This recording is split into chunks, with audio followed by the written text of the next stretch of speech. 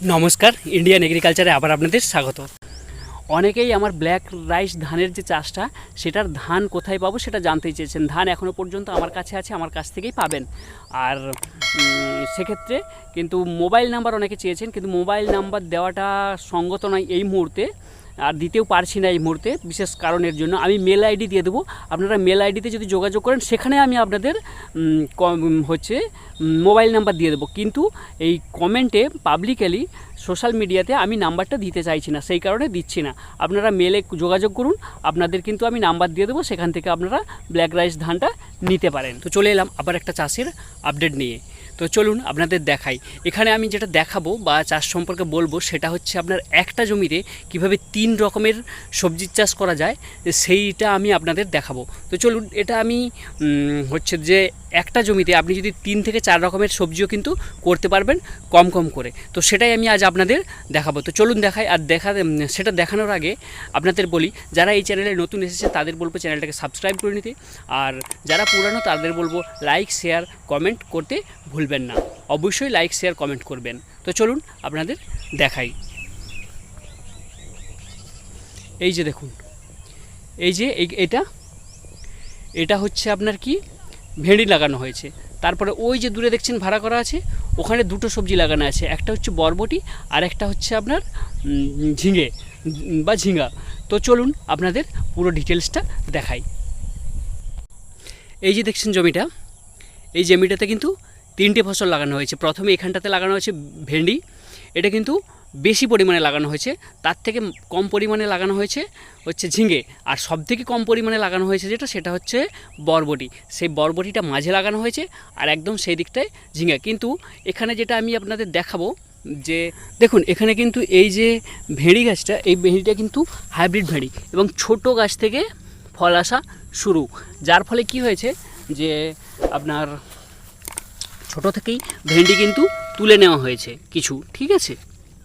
আর প্রচুর পোকার জন্য, দেখুন পোকা ম্যানেজমেন্ট করতে না পারার জন্য আর এই ওয়েদারের জন্য, কারণ প্রত্যেক দিন আমাদের এখানে সন্ধ্যেতে ঝড় বৃষ্টি হচ্ছে আর দিনে প্রচণ্ড রোগ, দেখুন পোকাতে পুরো খেয়ে নষ্ট করে দিয়েছে।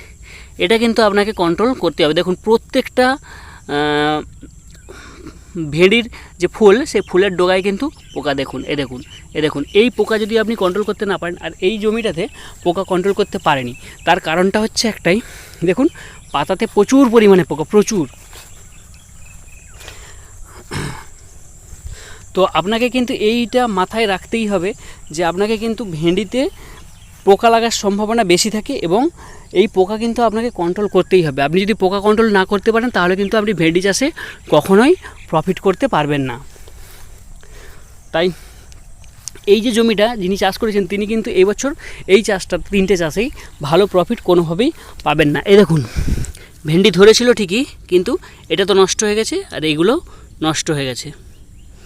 এই দেখুন পোকা, প্রচুর পরিমাণে পোকা। তাই সব চাষেই যে আপনি সাফল্য পাবেন তা কিন্তু নয়, তবে হ্যাঁ সাফল্য অবশ্যই পাবেন যদি আপনি ঠিকঠাকভাবে পরিচর্যা করতে পারেন, ম্যানেজমেন্ট করতে পারেন। এই যে পোকা লেগেছে উনি কিন্তু যতদূর সম্ভব বীজ দেওয়ার সময় পাননি। যদি বীজ দেওয়ার সময় পেতেন তাহলে নিশ্চয়ই এটা হতো না।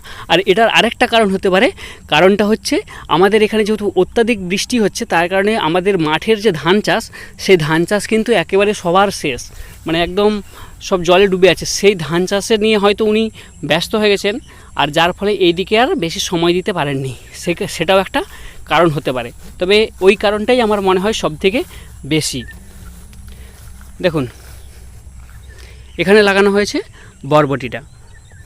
বরবটিটা কিন্তু যে খুব বেশি তা কিন্তু নয়। দেখুন 1টা রো, 2টা রো, 3টে, 4টে আর 5টে রো। বরবটি কিন্তু অলরেডি বেরোনো শুরু হয়ে গেছে, বিক্রিও করে দিয়েছেন। এই দেখুন ফুল। কিন্তু আরেকটা জিনিস আপনাদের দেখাবো, সেটা হচ্ছে এইটাতে দেখুন, ভালো করে নজর করুন। এই যে পোকা, বরবটির এই পোকা কিন্তু আপনি যদি কন্ট্রোল করতে না পারেন তাহলে কিন্তু আপনি কোনোভাবেই ফসল ঘরে তুলতে পারবেন না। দেখুন পোকা, দেখুন এই পোকা হচ্ছে আপনার বরবটিকে ছিদ্র করে খেয়ে নেবে, যার ফলে আর আপনি ভালো ফলন পাবেন না। এই যে ঝিঙা গাছগুলো, এই ঝিঙা গাছগুলোও কিন্তু খুব একটা ভালো হয়নি। এই যে ঝিঙ্গা গাছগুলো দেখছেন, এই ঝিঙ্গা গাছগুলোও কিন্তু ভালো হয়নি। এই দেখুন গাছগুলো রোগে আক্রান্ত, যার ফলে ঝিঙ্গা হয়নি, একদমই ঝিঙ্গা হয়নি। 2-1টা ঝিঙ্গে হয়েছে ঠিকই, কিন্তু সেগুলো খুব একটা গ্রোথ নেই। এই দেখুন পোকাতে আক্রান্ত, যার ফলে কি এই যে চাষটা যিনি করেছেন ইনি কিন্তু সময় দিতে না পারার জন্য বা পরিচর্যা ঠিকঠাকভাবে করতে না পারার জন্য এখান থেকে প্রফিট করা কিন্তু খুব মুশকিল এই বছরের ক্ষেত্রে।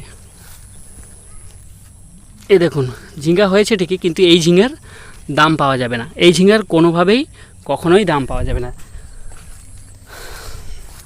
তাই আপনাকে যেমন পরিচর্যা করতে হবে, যে চাষটা করবেন সেটাতে কিন্তু আপনাকে পরিচর্যা অবশ্যই করতে হবে, তা না হলে কিন্তু আমি কোনোভাবেই চাষ থেকে প্রফিট করতে পারবেন না। এটাকে বলতে পারেন যে একটা ফেলিওর বা ব্যর্থ চাষ। এটা ব্যর্থ হয়ে যাওয়ার সম্ভাবনাই সবথেকে বেশি, কারণ এখানে হচ্ছে যে প্রফিট করা খুব মুশকিল, কারণ গাছ একেবারেই হয়নি, ভালো হয়নি। তাই এখান থেকে প্রফিট উনি পাবেন না, কোনোভাবেই পাবেন না এই বছরের জন্য। এই চাষটা ভেন্ডিটাতেও পাবেন না, শুধু বরবটিটাতে উনি পেতে পারেন, কারণ বরবটির গাছগুলো ভালো আছে, পোকা লাগলেও গাছগুলো ভালো আছে, কিন্তু ঝিঙ্গাতে একটুও ভালো নেই, ঝিঙ্গে পুরো শেষ, নষ্ট।